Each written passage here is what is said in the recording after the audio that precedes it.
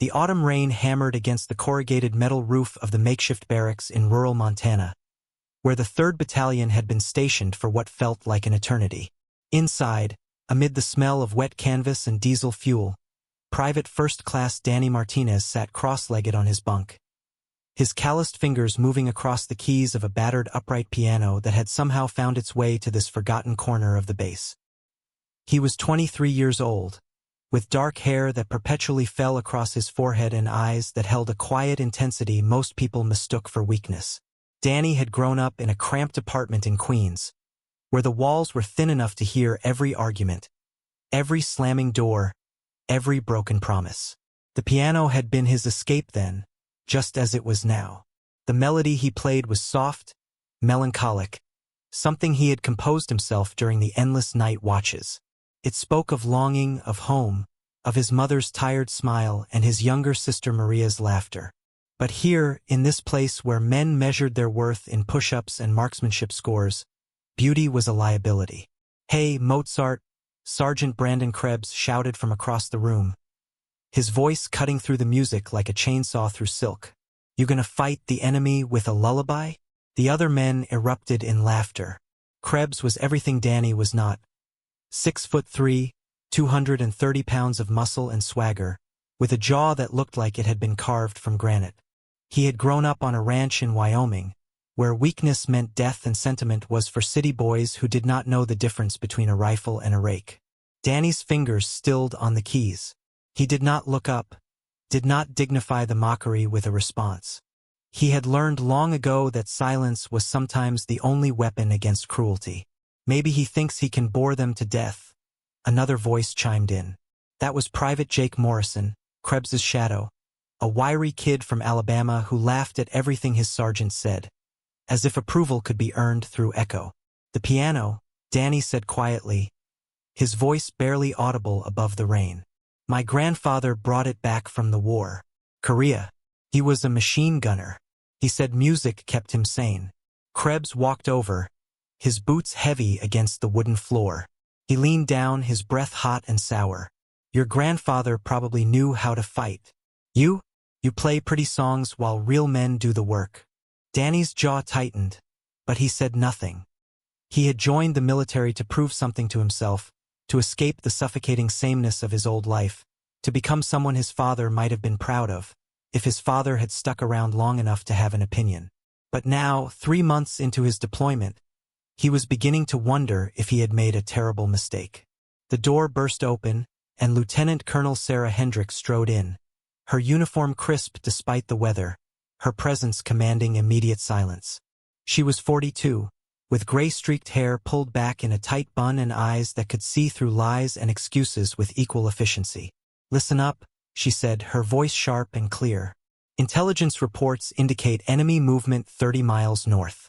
We are setting up defensive positions along the ridge. This is not a drill. We move out at 0500. The room erupted in controlled chaos as men scrambled to gather their gear. Danny stood slowly, closing the piano lid with a gentleness that seemed almost absurd given the circumstances. "Martinez," Hendricks called out. "You are on machine gun detail. Position 12, the northernmost point." Krebs snorted. "You sure about that, ma'am? Kid can barely carry his own pack, let alone hold a position." Hendricks turned to him, her gaze cold enough to freeze fire. "I did not ask for your opinion, Sergeant." Martinez scored highest in defensive strategy simulations. He knows angles, sight lines, and ammunition conservation better than anyone in this unit. That is why he is on the gun. Danny felt a flush of pride mixed with terror. The M240B machine gun was a beast, 27 pounds of steel and firepower, capable of firing up to 950 rounds per minute. He had trained on it, studied it, dreamed about it. But this was different. This was real. As the men filed out into the rain, Danny lingered for a moment, his hand resting on the piano. He thought of his grandfather, a man he had never met but whose letters his mother had kept in a shoebox under her bed. Letters that spoke of fear and courage, of music and war, of the strange ways beauty and violence could coexist. He grabbed his rifle and stepped into the storm, not knowing that in less than 24 hours, Everything everyone thought they knew about him would be shattered, rebuilt, and immortalized in a way that would haunt and honor him for the rest of his life. The ridge was a jagged scar across the landscape, a natural fortress of rock and scrub pine that overlooked a valley where fog hung like ghosts, waiting to be born. Danny's position was the most exposed, perched on the northern edge where the terrain dropped away into nothing. Behind him, sandbags formed a crude semicircle. Before him, 200 yards of open ground stretched toward the tree line where intelligence said the enemy would emerge. He had been there for 4 hours when the first shots rang out. The sound was distant at first, like firecrackers muffled by distance and weather. But Danny knew better. He checked his ammunition belts, adjusted the tripod, and peered through the scope. His heart hammered against his ribs, a drumbeat of pure adrenaline and terror. "Martinez, radio." Krebs's voice crackled through the comms. "What do you see?" "Movement. Tree line. Maybe 50 meters left of the marker." "You sure? Piano boy? Or are you seeing things?" Danny bit back his response. Through the scope, he could see them now. Shadows moving with purpose, low and fast. They were flanking, trying to circle around to hit the main positions from behind. If they succeeded, the entire defensive line would collapse. "I count at least 40 hostiles," Danny reported, his voice steadier than he felt. "They are trying to flank west. Hold your fire until they are in range," Hendricks commanded. "All units, be advised, we have movement on the northern sector." Danny's hands trembled as he gripped the machine gun. He had fired thousands of rounds in training, had memorized the weapon's quirks and capabilities, but this was different. These were not paper targets. These were human beings with families, with stories, with reasons Danny would never understand. The radio crackled again. "Martinez, if you cannot handle this, say so now. We will send Morrison to replace you."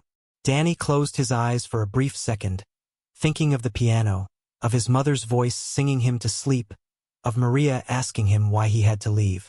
Then he opened them, and the world came into sharp, terrible focus. "I can handle it," he said. The enemy moved closer, their silhouettes growing larger, more defined. Danny could see their weapons now, could hear the faint sounds of their movements carried on the wind. His finger rested on the trigger, waiting for the moment when distance met opportunity. Then, from behind him, he heard it.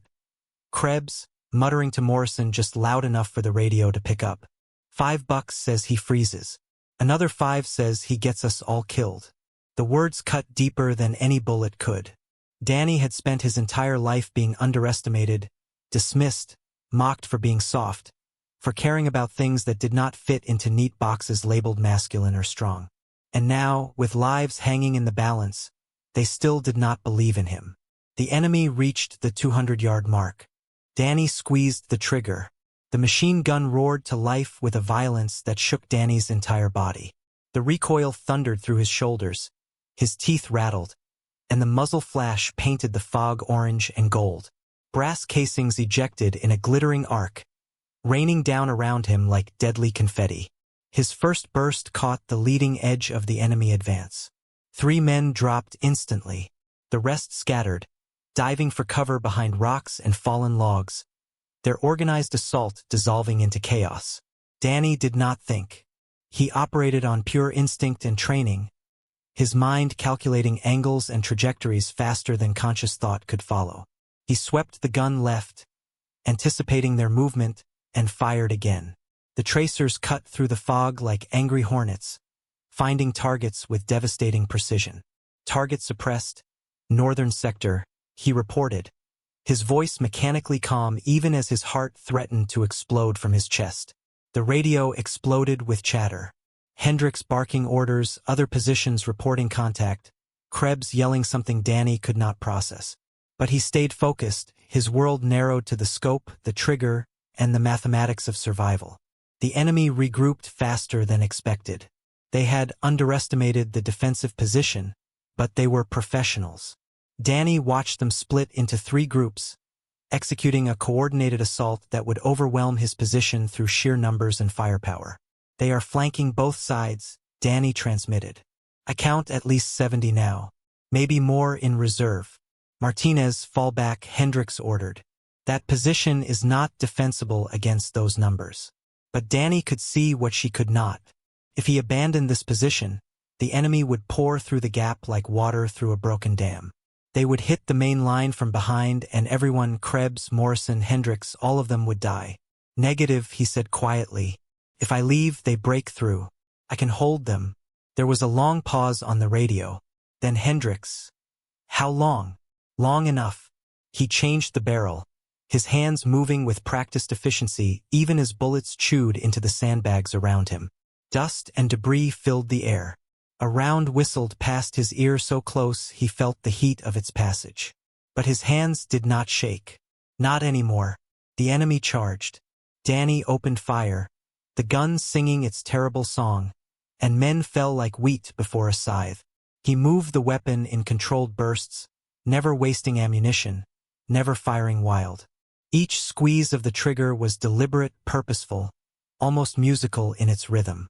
If you are watching this and thinking about giving up on something because people doubt you, do not. Subscribe to this channel, because what happens next will show you that the quietest voice can become the loudest roar when it matters most. Danny was just getting started. The enemy fell back, regrouped, and charged again. And Danny, the piano player they had all mocked, held the line. 2 hours became 3. 3 became 4. The sun climbed higher, burning away the fog, revealing the true scope of what Danny faced. Bodies littered the field before him, a grotesque testament to his accuracy. But they kept coming, wave after relentless wave, as if his defiance had become a personal insult they could not allow to stand. His shoulders screamed in agony. His hands were blistered and bleeding from the heat of the barrel changes. Sweat poured into his eyes, blurring his vision.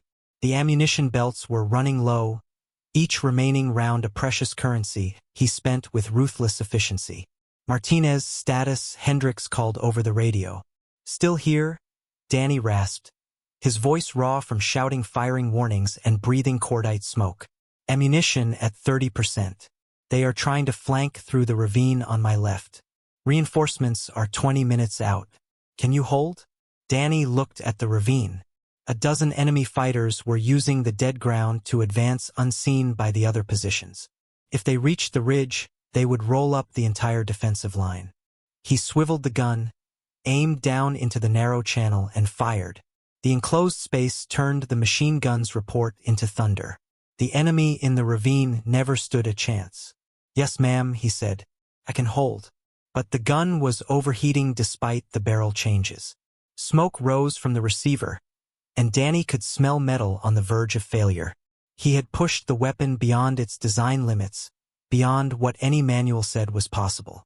Just like they had pushed him his entire life, expecting him to break. The enemy commander must have realized this was no ordinary defender. They massed for one final assault, over 100 fighters emerging from the tree line in a desperate human wave. Danny watched them come, and in that moment, he felt a strange clarity, a peace that transcended fear. He thought of his grandfather, alone in Korea with his machine gun and his memories of music. He thought of his mother working 3 jobs so he could have piano lessons. He thought of Maria, who had cried when he left and made him promise to come home. The enemy was 50 yards away when Danny opened fire for the last time. The machine gun bucked and roared, spitting flame and death with a fury that seemed almost alive. He swept the weapon back and forth, no longer aiming at individuals but at the mass, the wave, the flood that sought to overwhelm him through sheer numbers. Men fell. Men screamed. Men turned and ran. But still they came, driven by orders or desperation or some combination Danny would never understand. His world became noise and fire, his body moving on autopilot while his mind floated somewhere above, watching himself become something he had never imagined he could be. Then the gun jammed. The bolt locked mid-cycle, frozen by heat and stress and the impossible demands Danny had placed upon it. Danny's hands moved with desperate speed, executing the immediate action drill he had practiced 10,000 times. Tap the forward assist. Pull the charging handle. Observe the chamber. The brass casing was mangled, wedged at an impossible angle. He needed tools he did not have and time that did not exist. The enemy was 30 yards away. He grabbed his rifle, a weapon he had barely fired in combat, suddenly feeling inadequate and small compared to the machine gun's authority. But his body remembered the training, the muscle memory burned into him through endless repetitions. He fired in controlled bursts, dropping the closest threats, buying himself seconds. 20 yards. His rifle clicked empty. He released the magazine, slammed in a fresh one, charged the weapon. His movements were fluid now, balletic, almost each motion flowing into the next without thought or hesitation. The piano player had found a different kind of rhythm, one written in gunpowder and survival. The radio crackled. Martinez, air support inbound, 60 seconds. Mark your position with smoke. Danny grabbed the smoke grenade from his vest, pulled the pin, and tossed it behind his position. Purple smoke billowed into the air, a desperate signal in a sky that seemed too blue, too beautiful for what was happening beneath it. 15 yards. He could see their faces now, contorted with rage and fear and determination. Young men, most of them, probably with mothers who sang them to sleep and sisters who looked up to them. The thought made his chest tighten, but his hands did not stop moving. He fired until his rifle was empty again, then drew his sidearm. 10 yards. The roar of jet engines split the sky. 2 A-10 Thunderbolts screamed overhead, their Ju-8 Avenger cannons opening up with a sound like the fabric of reality tearing apart. The enemy line disintegrated. 30mm rounds chewed the earth into a moonscape, sending bodies and debris spinning through the air. The assault broke. The survivors fled back toward the tree line, their formation shattered, their momentum destroyed. Danny collapsed behind the sandbags, his pistol still raised, his body shaking so violently he could barely hold the weapon. Martinez, Hendricks' voice cut through the ringing in his ears. Report. Position held, he whispered. Then louder. Position held, ma'am. The next minutes blurred together. Reinforcements arrived, securing the ridge. Medics appeared, forcing water into his hands, checking him for wounds he had not noticed.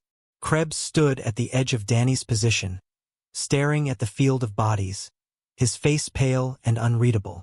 6 hours, Krebs said quietly, almost to himself. You held this position alone for 6 hours against 200 enemy fighters. Danny looked up at him, too exhausted for anger or vindication. I had good training, Sergeant. Krebs opened his mouth, closed it, then did something Danny never expected. He saluted. It was sharp, precise, filled with a respect that needed no words. Danny returned it, his hand trembling but steady enough. 18 months later, Danny stood in the community center in Queens, wearing his dress uniform with the silver star pinned above his heart. The medal felt heavy, not from its physical weight but from everything it represented. The room was packed with neighbors, family, and children from the after-school program he now volunteered with twice a week. Maria sat in the front row, 17 now and applying to Juilliard, their mother beside her, older but with eyes that finally held something other than worry. In the back, trying to blend into the crowd but failing spectacularly due to his size, stood Brandon Krebs. He had driven 14 hours from Wyoming to be here, refusing to miss what he called the most important concert of the year. Danny sat at the piano, a beautiful Steinway donated by a veterans organization. His hands, scarred but steady, rested on the keys. The room fell silent. He began to play. The melody was the same one he had composed in Montana, but transformed. Where before it had spoken only of longing, now it carried notes of survival, of pain transmuted into beauty, of the terrible knowledge that violence and grace could exist in the same hands. The music filled the space, and Danny saw tears on faces throughout the crowd. When he finished, the silence held for 3 heartbeats before applause erupted. But Danny was looking at a young boy in the third row, maybe 10 years old, small for his age with glasses and a nervous expression Danny recognized intimately. After the performance, the boy approached hesitantly. His name was Kevin, and he spoke so quietly Danny had to lean down to hear him. They say I am too small to play football. They say I should just stick to band. Danny knelt so they were eye to eye. You know what I learned? The world will always tell you what you cannot do. Your job is to prove them wrong, not with anger, but by being so good at what you do that their opinions become irrelevant. Kevin's eyes widened. Even if they laugh, especially if they laugh, let them. You just keep practicing, keep getting better, keep showing up. One day, when it matters most, you will be ready. And they will finally understand what you always knew. Later, as the crowd dispersed, Krebs approached. He looked uncomfortable in civilian clothes, like a bear trying to wear a tuxedo. You could have rubbed it in, Krebs said. After everything, you could have made me look like a fool. Danny smiled. You did that yourself, Sergeant. I just gave you the chance to do better. They shook hands, and in that grip was forgiveness, respect, and the understanding that growth sometimes requires being shattered first. Thank you for staying until the end of this story. If it moved you, hit that like button, drop a comment about a time someone underestimated you, and subscribe for more true stories of courage and redemption. What story should we tell next? Let us know below. Remember, the quietest voices sometimes roar the loudest when the world needs them most. Danny returned to the piano, his fingers finding the keys like coming home, knowing that music and war had taught him the same lesson. Survival is not about being the strongest, but about refusing to break when the world demands it.